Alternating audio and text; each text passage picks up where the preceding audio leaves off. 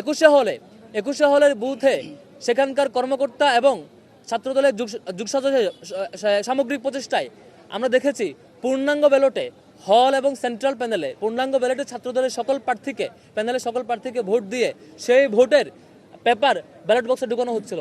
সেই মুহূর্তে শিক্ষার্থীদের সামনে দৃষ্টিগোচর হওয়ার পরে তিনি যখন এবং প্রমাণসহ যখন সবার সম্মুখে ধরা খেয়েছেন এবং প্রমাণসহ হাতে নাতে ধরা পড়বার পরে বিশ্ববিদ্যালয় প্রশাসন তখন সাময়িক একটা ব্যবস্থা নিয়েছে। তার আগে আদৌ কিছু হয়েছে কিনা আমরা জানি না। সেই ভয়াবহ জালিয়াতি ধামাচাপা দিতে তারা একটি নাটক মঞ্চস্থ করেছে রোকেয়া হলের বুথে। সেখানে হঠাৎ করে একজন শিক্ষার্থী ব্যালট পেপার নিয়ে বুথে যাওয়ার 1 মিনিট পরে সেখানকার দায়িত্বরত শিক্ষকদের এবং তারা ফুটেজ অ্যানালাইজ করে যেটা ফিডব্যাক দিয়েছেন যে 1 মিনিট বুথে থাকার পরে ভিতরে যে বুথে নিজে বসে বুথ দেওয়া হয় সেই বুথ থেকে 1 মিনিটের অধিক সময় থেকে বুথ থেকে বের হয়ে এসে তারপর দেখাচ্ছেন যে হচ্ছে এখানে ক্রস দেওয়া।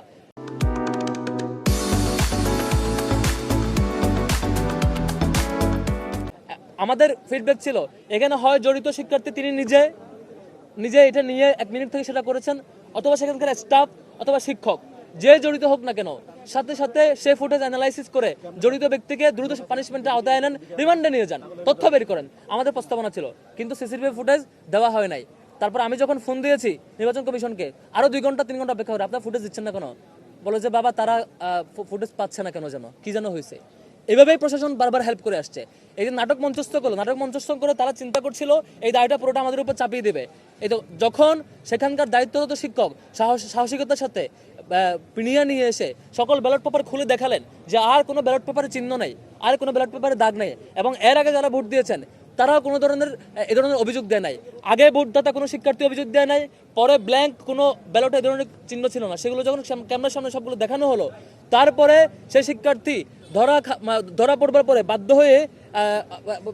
হয়ে তখন হয় শিক্ষার্থী ধরা পড়বেন অথবা ধরা পড়বেন সেই স্টাফ, যে ধরা পড়বেন না কেন আমরা যখন পানিশমেন্টের দাবি করেছি ফুটেজ আর নিয়ে আসে নাই। এই যে সহযোগিতা, এই ধরনের নাটক মঞ্চায়নে ফেল হওয়ার পরে আবার এই ধরনের আবার পাল্টা সহযোগিতা করা, এটা খুবই দুঃখজনক। প্রশাসনের কাছ থেকে অন্তত 24 পরবর্তী সময় এটা আমরা আশা করি নাই। ফ্যাসিবাদের যে সিস্টেম ছিল যে হচ্ছে নিজেরা হারার আশঙ্কা থাকলে যে হচ্ছে বুট মানবো না, এটা একটা পরিবেশ তৈরি করা, বিকাল পর্যন্ত নানাভাবে চেষ্টা করছে নির্বাচনকে বানচাল করবার।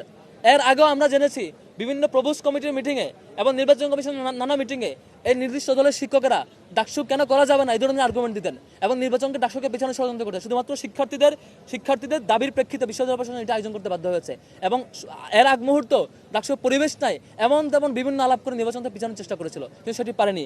এখন এসে আরেকটি পরিবেশ তৈরি করছে। আমরা স্পষ্ট বলে রাখছি, যে কেন্দ্রে যে কোনো ধরনের অনিয়মের অভিযোগ আসবে প্রত্যেকটা জিনিস সিসিটিভি ফুটেজ ওপেন করা হোক, এবং প্রত্যেকটা অপরাধীকে এখনই গ্রেপ্তার করা হোক, এবং তাদের কোন এজেন্ডা তারা সার্ভ করছে সেই তথ্যগুলো বের করার চেষ্টা করা হোক। তারপরে আরো বিভিন্ন নাটক মঞ্চস্থ দেখলাম যে আজকে প্রেস কনফারেন্স অভিযোগ দিচ্ছে বাইরে নাকি আমাদের লোকজন নাকি পাহারা দিচ্ছে ক্যাম্পাসের পাশে। আমাদের ছাত্র শিবিরের বাইরের লোকজন দরকার হবে না।